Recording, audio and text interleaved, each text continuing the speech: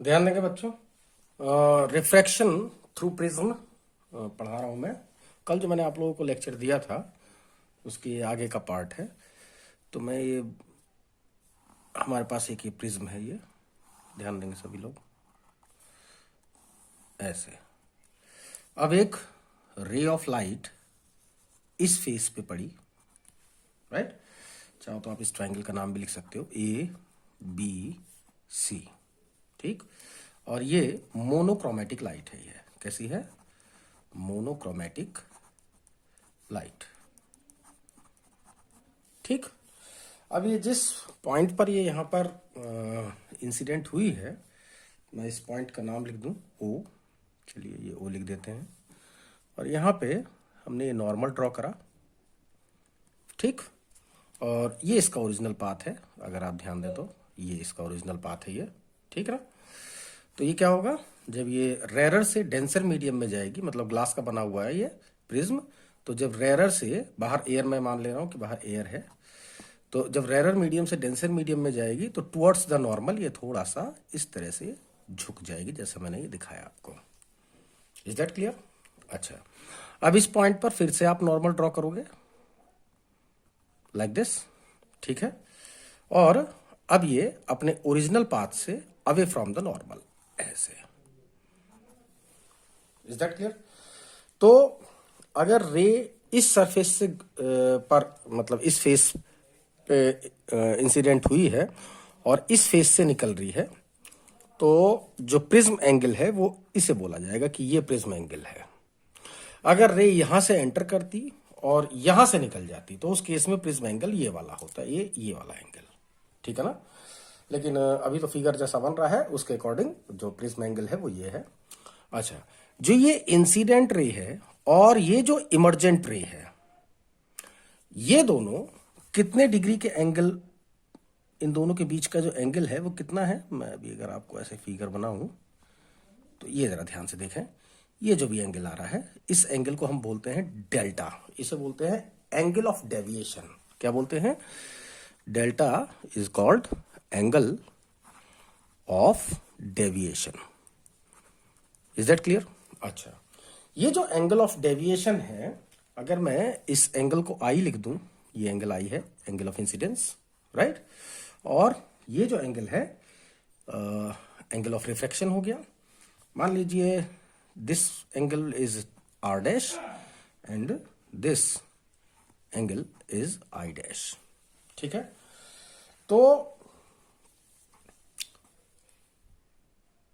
ये जो angle of minimum deviation है, एंगल ऑफ मिनिमम डेविएशन, जो एंगल ऑफ डेविएशन है वो इस इंसिडेंट एंगल आई के ऊपर डिपेंड करता है। और वो किस तरह से डिपेंड करता है, मैं अगर ग्राफ इसका बनाऊं तो ये ग्राफ कुछ इस तरह से आएगा। कल आप लोगों को इसके लिए मैं वो भी अपलोड करूंगा, मैं एक प्रैक्टिकल भी अपलोड करने वाला हूं, तो इसलिए आज की थ्योरी आप लोगों के काम की है कुछ ज्यादा ही। तो ये है angle of incidence versus angle of deviation.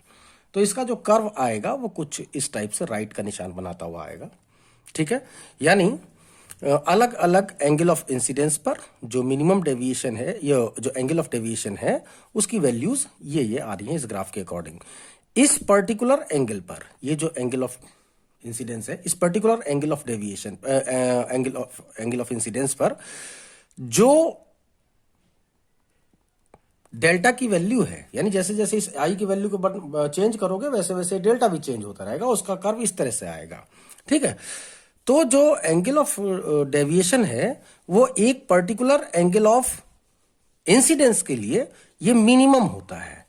तो इसको हम डेल्टा एम से रिप्रेजेंट करते हैं और इसको बोलते हैं मिनिमम एंगल ऑफ डेविएशन। बात समझ में आ गई? क्या बोलते हैं? मिनिमम एंगल ऑफ डेविएशन, ठीक है।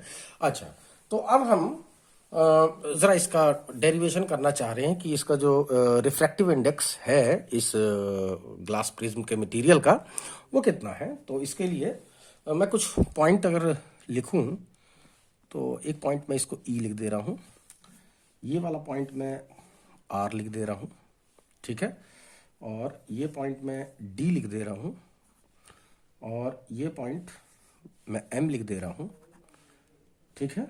और ये वाला जो पॉइंट है ये, इसको क्यू लिख लो, चलो, ठीक। ओ की जगह से मैंने क्यू कर दिया इसे, ठीक है। तो अब जरा ध्यान देंगे हम क्या ये इन ट्रायंगल ये वाला मैं ट्रायंगल ले रहा हूं, triangle Q D R, Q D R, right. तो अब इससी बात है ये एक्सटीरियर एंगल है, exterior angle delta is equal to किसके होगा, sum of the interior angle, that is this angle plus this angle, right. तो this must be equal to, जरा आप ध्यान से देखें, ये पूरा का पूरा अगर ये एंगल अगर आई है तो ये भी पूरा एंगल यहां से यहां तक आई होगा, ये ध्यान दीजिए, यहां से यहां तक पूरा ये आई होगा, ठीक है ना। और ये एंगल अगर आई डैश है तो ये भी पूरा का पूरा एंगल यहां से यहां तक वो कितना होगा, वो आई डैश होगा। तो आई डैश मतलब इस आई में से, इस टोटल आई में से अगर मैं ये आर सब्ट्रैक्ट कर दूं तो ये बनेगा आई माइनस आर, और इसी तरह से ये वाला जो एंगल बनेगा वो I dash minus R dash बनेगा, ठीक है। तो मैं इसको लिख दूं I minus R plus I dash minus R dash, या फिर आप इसको अगर ऐसे लिख लें that I plus I dash minus R plus R dash, ठीक है, यहां तक कोई दिक्कत नहीं है। इसी तरह से इस क्वाड्रिलेटर में देखें Q A R E, right. तो अगर इस क्वाड्रिलेटरल की अगर आप बात कर रहे हैं तो जरा ध्यान दीजिए कि ये नॉर्मल है, तो इसका मतलब ये पूरा का पूरा एंगल 90 है और ये वाला भी पूरा का पूरा एंगल 90 है, क्योंकि ये भी नॉर्मल है। तो इसका मतलब ये 90 प्लस 90 इज इक्वल टू किसके हो गया, 180। तो इसका मतलब ये हुआ कि इसका और इसका जो सम है वो भी कितना आना चाहिए, 180 ही आना चाहिए, क्योंकि अगर 180 नहीं आएगा तो फिर इन चारों का जो सम है वो 360 नहीं आएगा। क्वाड्रिलेटरल का जो इंटीरियर एंगल का जो सम है वो कितना होता है, 360 होता है ना। तो ये वाला आपका 90 इधर हो गया, ये 90 हो गया, तो 180 तो यही हो गया। तो इसका मतलब इन दोनों का सम भी 180 आना चाहिए। तो मैं यहां लिख दे रहा हूं angle A plus E must be equal to 180 degree, ठीक है ना। और अब इस वाले जरा क्वाड्रिलेटर, इस वाले ट्राइंगल की हम बात कर रहे हैं। In triangle Q R E, तो आर प्लस आर डैश और plus E, right, is equal to किसके होगा, 180 डिग्री। तो ये भी 180 है और ये भी 180 है, तो इसका मतलब ये दोनों सेम ही होंगे। इसका मतलब ये हो गया a plus E is equal to हो गया r plus R dash plus E, तो ये कैंसिल हो गया। तो r plus R dash is equal to किसके आ गया, a के आ गया, राइट। मैं एक काम ये भी करना चाहूंगा कि मैं इसको उठा के यहां पर मैं पुट कर दूं ताकि मुझे डेल्टा की वैल्यू पता लग जाए। I plus I dash minus R plus R dash की जगह से कितना लिख दूं मैं, a लिख दे रहा हूं यहां से, ठीक है।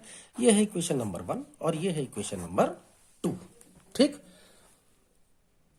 तो ध्यान देंगे बच्चों, यहाँ पर एक मैं बताने जा रहा हूँ कि जैसे मैंने आपको बताया था कि जैसे जैसे आप एंगल ऑफ इंसिडेंस को चेंज करते रहोगे वैसे वैसे ये जो एंगल ऑफ डेविएशन है वो भी चेंज हो जाएगा, और एक पर्टिकुलर एंगल ऑफ इंसिडेंस पर ये जो डेल्टा होता है वो मिनिमम हो जाता है। और जब at delta is equal to delta minimum, यानी जब डेल्टा की वैल्यू किसके इक्वल हो, ये डेल्टा मिनिमम कंडीशन पे हो, तो उस कंडीशन में ये जो आई है और ये जो आई डैश है ये हमेशा बराबर होंगे, right. At delta is equal to delta M, I must be equal to I dash के, आएगा ही आएगा, ये मतलब ज्योमेट्री से हम इसको देख सकते हैं इसको।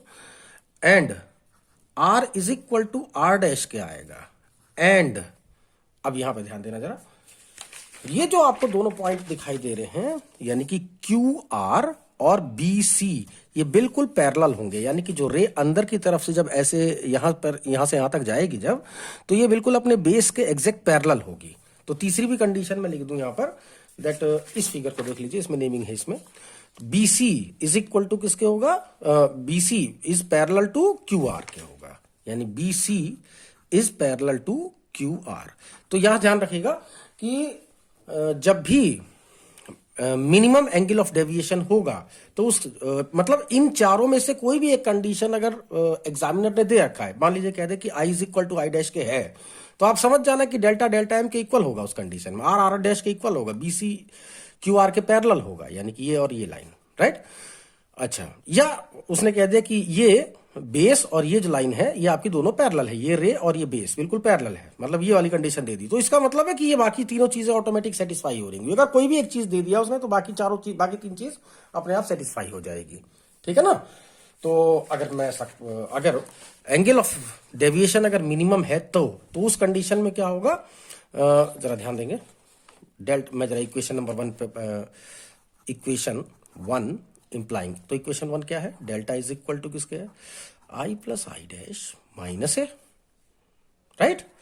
तो अगर मैं डेल्टा की वैल्यू डेल्टा एम कर दूं तो आई और आई डैश दोनों इक्वल होंगे, तो मैं आई प्लस आई लिख दे रहा हूं माइनस ए, या फिर 2i माइनस ए लिख देता हूं, या फिर आई इज इक्वल टू हो जाएगा delta M plus A by 2 के हो जाएगा। ठीक है। एंड दिस इक्वेशन 2 इंप्लाइंग, इसको भी जरा ध्यान दीजिए, इक्वेशन 2 इंप्लाइंग ये वाला, and equation 2 implying R plus R dash is equal to किसके था, ए के था ना, तो आर और आर दोनों इक्वल है अगर मिनिमम कंडीशन पे है तो। ठीक है। तो ये हो जाएगा आपका R plus R that is A, that is 2r is equal to A, यानी R is equal to A by 2। ठीक है ना। अब आपको आई और आर दोनों के बारे में इंफॉर्मेशन हो गई है। तो अब ध्यान देना, जो ग्लास, इस प्रिज्म का जो भी रिफ्रैक्टिव इंडेक्स है एन जिसको बोलते हो, इस ग्लास मटेरियल का किसके रेस्पेक्ट में, एयर के रेस्पेक्ट में, राइट। वो किसके होगा, या तो sine I upon sine R से निकल जाएगा ये, या फिर sine I dash upon sine R dash के निकल जाएगा। मतलब I sine I upon sine R, या फिर sine I dash upon sine R dash के निकल सकता है ये, राइट। तो A N G is equal to किसके होगा बताएंगे जरा, साइन आई की वैल्यू आप निकाल चुके हो, ये रहा, delta M plus A by 2 divided by sine R, that is R की वैल्यू कितनी हो गई, ए बाय 2। तो ये है आपका रिफ्रैक्टिव इंडेक्स का फॉर्मूला, जिसको आपको डेरिवेट करने के लिए आता है। ठीक है। यहां पर मैं भी एक छोटी सी बात जोड़ना चाहूंगा कि मतलब एक स्पेशल केस है for tiny prism. Tiny prism का मतलब समझिएगा, टाइनी प्रिज्म का मतलब ये है कि अगर प्रिज्म एंगल, यानी ये जो एंगल है ये प्रिज्म एंगल, ये बहुत छोटा हो, यानी कि 1 डिग्री 2 डिग्री 3 डिग्री 4 डिग्री मतलब 8 डिग्री तक भी अगर है तो उसे हम पतला प्रिज्म ही बोलेंगे। यो टाइनी बोलो या थिन प्रिज्म बोलो, थिन लिख लो, थिन प्रिज्म, राइट। तो that is for a is less than 8 degree, अगर ऐसा है तो ध्यान रखिएगा कि जो साइन आई है वो आई के इक्वल आ जाएगा, और जो साइन आर है वो आर के इक्वल आ जाएगा। तो इसका मतलब ये हो गया that A N G is equal to किसके लिखते हो आप, sine I upon sine R लिखते हो ना, तो इसका मतलब हो गया आई अपॉन आर। अच्छा, तो आई की जो वैल्यू है वो कितनी है, delta M by A divided by 2, कितना है, delta M plus A divided by 2 divided by R that is A by 2। ठीक है, क्रॉस मल्टीप्लाई कर लीजिए, मैं इसको सिंपली एन लिख दे रहा हूं मैं इसको, तो N into A by 2 is, in fact ये 2 से तो 2 कैंसिल ही हो रहा है, तो is equal to N A is equal to किसके हो गया, डेल्टा एम प्लस ए। तो जो डेल्टा एम है वो हो गया, इसको इधर ले आइए, तो एन माइनस 1 इंटू ए। लेकिन ध्यान रखिएगा ये फॉर्मूला सिर्फ और सिर्फ तभी यूज करना जब प्रिज्म क्या हो, थिन हो, बहुत पतला प्रिज्म हो, तभी आप इसको यूज करेंगे, अदरवाइज नहीं। ठीक है, जनरल फॉर्मूला इसका यही रहेगा जो अभी मैंने आपको डेरिवेट कर दिया है। ठीक है।